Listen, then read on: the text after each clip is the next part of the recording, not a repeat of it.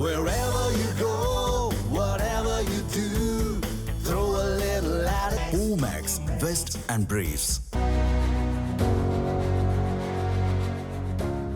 தேனி மாவட்டம் மேகமலை வருஷநாடு வனப்பகுதியில் 1924ஆம் ஆண்டு முதல் குடியேறி வாழ்ந்து வரும் மக்கள் 3 தலைமுறைகளுக்கும் மேலாக வனத்தை சீரமைத்து விவசாயத்தின் மூலம் வாழ்வாதாரத்தை உருவாக்கியதாக கூறுகின்றனர். இன்று 50க்கும் மேற்பட்ட மலை கிராமங்களில் ஆயிரக்கணக்கான குடும்பங்கள் வசித்து வரும் நிலையில் அரசே குடிநீர், மின்சாரம், சாலை, பள்ளி, அங்கன்வாடி, ரேஷன் அட்டை, ஆதார், வாக்காளர் அட்டை உள்ளிட்ட அடிப்படை வசதிகளையும் ஏற்படுத்தி வழங்கியுள்ளதாக அவர்கள் தெரிவிக்கின்றனர். இது இன்னைக்கு முன்னால் திமுக சர்க்காரில் எங்களுக்கு பூரா பட்டா கொடுத்துருக்காங்க. வீட்டுக்கு பட்டா, கரண்ட் கொடுத்துருக்காங்க. எல்லாத்துக்குமே நல்லா நன்மை செஞ்சுருக்காங்க. இன்றைக்கி இருக்கிற அரசு உச்சநீதிமன்றம் தீர்ப்பு வந்துருச்சுன்னு சொல்லி மேகமலை சரணாலயம் புலி சரணாலயம் புலிகள் வாழ்ந்தால் அங்கே வாழட்டேன், மக்களை வெளியேற்றப்படாதவங்க. இது எங்களுக்கு தமிழ்நாடு சர்க்கார், இன்றைக்கி வந்திருக்க சர்க்கார் எங்களுக்கு நன்மை செய்யணுங்க. அவங்கள நம்பித்தாங்க நாங்கள் இருக்கோம். நாங்கள் சாமானமாக வெளியேற மாட்டோமுங்க. கடந்த 2021ஆம் ஆண்டு ஸ்ரீவில்லிபுத்தூர் மேகமலை புலிகள் காப்பகமாக அறிவிக்கப்பட்ட பிறகு விவசாயம் செய்வது முதல் வீடுகளை சீரமைப்பது வரை பல்வேறு கட்டுப்பாடுகள் விதிக்கப்பட்டதாக மக்கள் குற்றம் சாட்டுகின்றனர். இந்நிலையில் உச்சநீதிமன்ற உத்தரவை தொடர்ந்து வெளியேற்ற நடவடிக்கைகள் தீவிரமடைந்துள்ளதாகவும் சிலருக்கு நோட்டீஸ் வழங்கப்பட்டுள்ளதாகவும் கூறப்படுகிறது.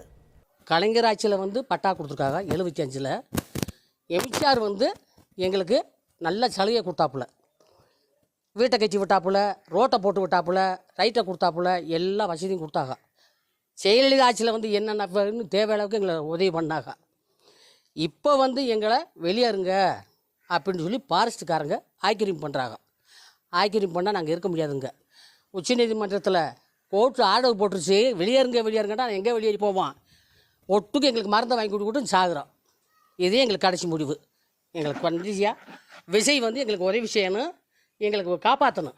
நாங்கள் அன்னைக்கு இருந்து எங்கள் தாத்தா காலத்திலேருந்து இங்கே விவசாயம் பண்ணி தான் வாழ்ந்துக்கிட்டு இருக்கோம்.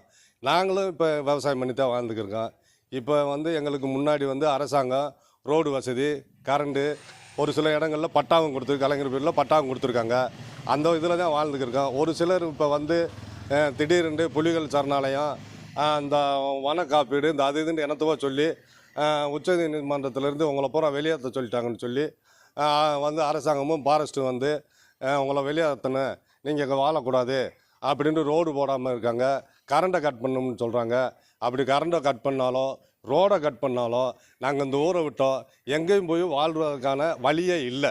இப்பொழுது இந்த 15 வருஷத்துக்குள்ளே தான் வனசரணாலயம் என்ற ஒன்றை விவசாய பகுதிக்குள் கொண்டு இது பண்ணியிருக்காங்க. உடனடியாக மேகமலை வன சரணாலயம் என்று ரத்து செய்து எங்களுக்கு அனைத்து அடிப்படை வசதிகளும் செய்து மக்களுடைய வாழ்வாதாரத்தை மீட்டு கொடுக்குமாறு மாநில அரசு பரிந்துரை செய்யும்படி மக்கள் சார்பில் மிக தாழ்மையுடன் கேட்டுக்கொள்கிறோம். நாங்கள் வனத்தை அழிக்கவில்லை, உருவாக்கினோம் என்று வேதனையுடன் கூறும் இந்த மலை கிராம மக்கள் பிறந்த மண்ணை விட்டு வெளியேற முடியாது என்றும் விவசாயத்தை தவிர வேறு வாழ்க்கை தெரியாது என்றும் உருக்கமாக தெரிவிக்கின்றனர்.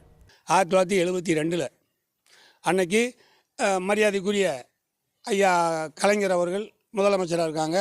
அவங்க இருக்கும்போது பட்டா கொடுத்துருக்காங்க.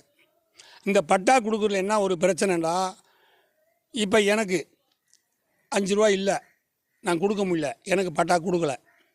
எனக்கு அடுத்த நிலத்துக்காரர் 5 ரூபா கொடுத்துருக்காரு, அவருக்கு பட்டா கொடுத்துட்டாங்க. அதுக்கு அடுத்த நிலத்துக்காரர் கொடுக்கல, அவங்களுக்கு பட்டா கொடுக்கல. அப்படி பட்டா கொடுக்காம விடுபட்டது தான் இப்போ நாங்கள் உட்காந்துருக்கிற ஆக்கிரமிப்புன்னு சொல்கிறாங்க.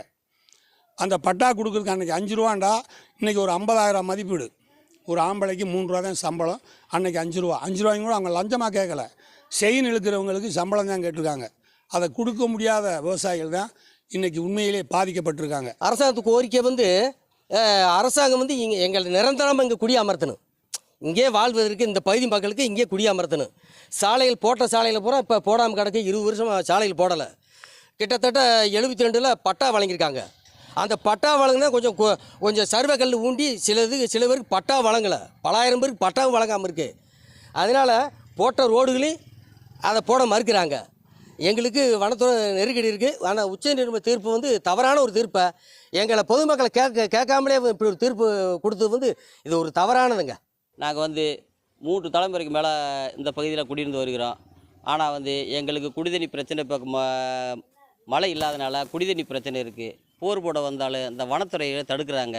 மழைக்காலங்களில் இந்த வீடுகள் வந்து பராமரிப்பு பண்ணணும்னு நாங்கள் பெரும்பகுதி குடிசை வீட்டில் தான் குடியிருந்து வருகிறோம்.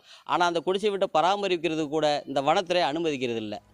உச்சநீதிமன்ற தீர்ப்புக்கு எதிராக தமிழக அரசு மறுசீராய்வு மனு தாக்கல் செய்து பல தலைமுறைகளாக வாழ்ந்து வரும் தங்களின் வாழ்வுரிமையை பாதுகாக்க வேண்டும் என்பதே இந்த மலை கிராம மக்களின் ஒருமித்த கோரிக்கையாக உள்ளது.